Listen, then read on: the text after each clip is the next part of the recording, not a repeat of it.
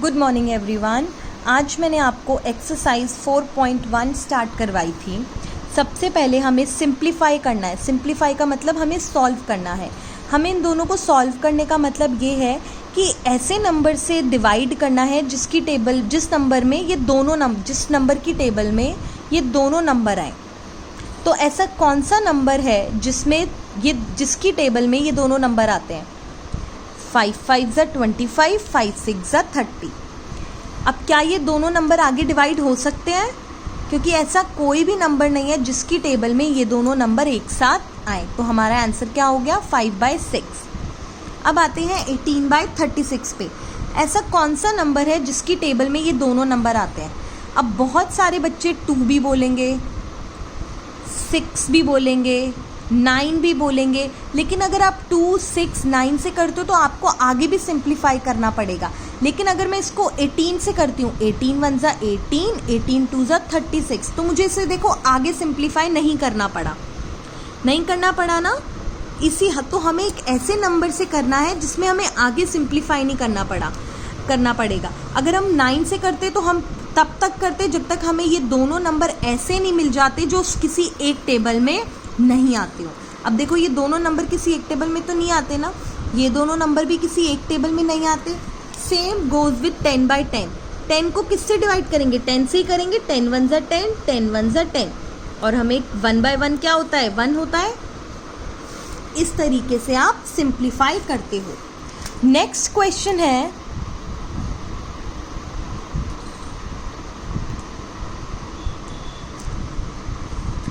Next में हमें find the lowest common denominator by division method. Lowest common denominator निकालना है।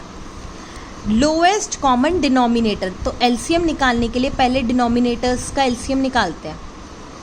2 1 ज़ा 2, 3 एज इट इज, 2 2 ज़ा 4, again 2, 1 as it is, 3 as it is, 2 1 ज़ा 2।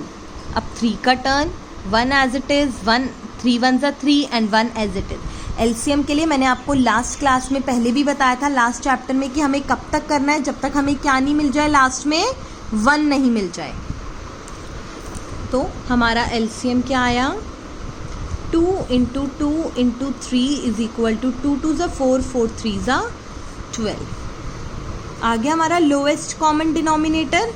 This is our lowest common denominator. अब आप इसे आगे भी सिंप्लीफाई कर सकते हो, जैसे मैंने लाइव सेशन में बताया था। वैसे तो आपका आंसर 12 ही है, क्योंकि हमें लोएस्ट कॉमन डिनोमिनेटर ही निकालना था, जो हम निकाल चुके हैं। अगर आपको आगे भी सिंप्लीफाई करना है तो आप कर सकते हो।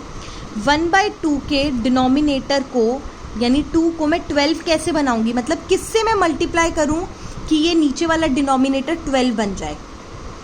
6 से। अब बात ध्यान में रखने की यह है कि जिसको डिनोमिनेटर से कर रही हूँ, सेम नंबर को न्यूमरेटर से भी करना पड़ेगा। तो यानी 6/12।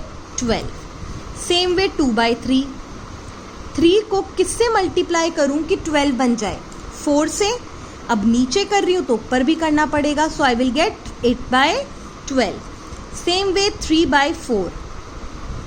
4 को किससे मल्टीप्लाई करूंगी? 3 से। अब 12 बनाने के लिए 3 से मल्टीप्लाई किया, अब डिनोमिनेटर को कर रही हूं तो न्यूमरेटर को भी करना पड़ेगा, सो 9/12। तो मेरे पास आंसर क्या आया? 6/12, 8/12 एंड 9/12। सेम वे ये क्वेश्चन, लोएस्ट कॉमन डिनोमिनेटर निकालते हैं पहले एलसीएम के थ्रू। 6 8 10, 2 3 ज़ा 6, 2 4 ज़ा 8, 2 5 ज़ा 10। अगेन 2 से करते हैं 3 एज इट इज, 2 2 ज़ा 4, 5 एज इट इज। अगेन 2 से करते हैं 3 एज इट इज, 2 1 ज़ा 2, 5। 3 से करते हैं 3 1 ज़ा 3, 1 as it is, 5 as it is. 5 से करते हैं 1 as it is, 1 as it is and 5 1 ज़ा 5। तो हमें एलसीएम क्या मिला? 2 × 2 × 2 × 3 × 5। जब हम इनको मल्टीप्लाई करेंगे तो हमें क्या मिलेगा? 120।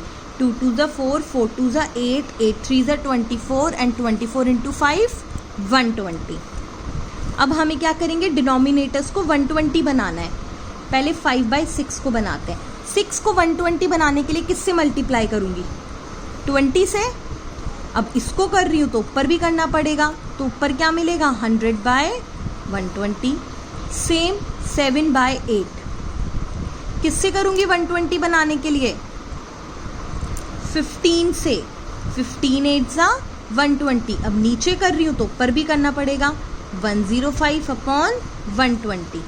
नेक्स्ट 9/10। 12 से कर दूँ, 12 10 सा 120। अब नीचे कर रही हूँ तो ऊपर भी करना पड़ेगा, 12 9 सा 108 एंड 120। तो मेरे पास आंसर क्या आया? 100/120, 105/120 एंड 108/120। आपका आंसर वैसे तो हमें सिर्फ लोएस्ट कॉमन डिनोमिनेटर निकालना था जो था 12 और 120, बट हमने आगे भी इसको सॉल्व कर दिया। नाउ नेक्स्ट क्वेश्चन था हमारा compare by finding the LCM of the denominator. हमें कंपेयर करना है by finding the LCM of the denominator. सबसे पहले एलसीएम निकाल लो डिनोमिनेटर का, 3 और 5। 3 1 ज़ा 3, 5 एज इट इज़, 1 5 1 ज़ा 5। तो हमारे पास एलसीएम कितना आया? 3 × 5 दैट इज़ 15। आ गया 15। अब हमें डिनोमिनेटर्स को सेम बनाना है। डिनोमिनेटर सेम होंगे तभी तो हम कंपेयर कर पाएंगे ना। कंपैरिजन करने के लिए डिनोमिनेटर्स सेम होने चाहिए, ये याद रखना। अब 3 को किससे मल्टीप्लाई करूँ कि 15 बन जाए? 5 से। अब इधर किया है तो ऊपर भी करना पड़ेगा, सो आई विल गेट 10/15। मिल गया। ऐसे 4/5 को करो, 5 को किससे मल्टीप्लाई करूँ कि 15 बन जाए? 3 से। अब 3 से इधर किया है तो ऊपर भी करना पड़ेगा, यानी 12/15। अब करते हैं कंपैरिजन, 10/15 और 12/15। अब 10 दोनों डिनोमिनेटर सेम हो गए। अब बताओ 10 बड़ा कि 12 बड़ा? 12 बड़ा, तो हमारा साइन भी इधर की तरफ। Same way this question, 3/8। सबसे पहले एलसीएम निकालेंगे 8 और 4 का, डिनोमिनेटर्स का एलसीएम। 2 4 ज़ा 8, 2 2 ज़ा 4, 2 2 ज़ा 4, 2 1 ज़ा 2, 2 1 ज़ा 2 and 1। LCM is equal to 2 × 2 × 2 is equal to 8। अब 3/8 को तो हम छेड़ेंगे नहीं क्योंकि वो तो ऑलरेडी 8 है, तो 1 1 से कर दो, 3/8 ही मिला। लेकिन 3/4 को हम इस 4 को 8 बनाने के लिए किससे मल्टीप्लाई करूँगी? 2 से। अब नीचे कर रही हूँ तो ऊपर भी करना पड़ेगा, यानी 6/8। तो 3/8, 6/8, बताओ कौन सा बड़ा? 6 बड़ा, तो मेरा साइन भी ग्रेटर देन का 6 की तरफ। ये था आपका एलसीएम, डिनोमिनेटर्स के थ्रू एलसीएम फाइंड करने का। आपको एक एक चीज़ क्लियर होनी चाहिए। चैप्टर नंबर 3 की बहुत अच्छे से प्रैक्टिस कर लो। 2 दिन की छुट्टी है, सैटरडे संडे, 2 दिन जम के चैप्टर 3 की अच्छे से प्रैक्टिस कर लो, वरना चैप्टर 4 में बहुत दिक्कत आएगी। You have 2 days practice chapter number 3 और 4 पॉइंट एक्सरसाइज 4.1 के क्वेश्चन नंबर 3 तक सारे बच्चों को सब कुछ आना चाहिए, ठीक है। अगर आपको कोई प्रॉब्लम हो तो आप मुझसे कॉल पे बात कर सकते हैं। आप मुझे लाइव सेशन में बताया करो। बेटा लाइव सेशन में सारे बच्चे आया करो। लाइव सेशन में बहुत कम बच्चे आते हैं। लाइव सेशन में बहुत छोटी छोटी चीज़ें भी क्लियर होती हैं क्योंकि बच्चे क्वेश्चंस पूछते हैं, फिर उस अकॉर्डिंग हम क्वेरीज भी सॉल्व करते हैं। तो लाइव सेशन में आओगे तो और अच्छे से क्लियर होगा, ठीक है। Thank you.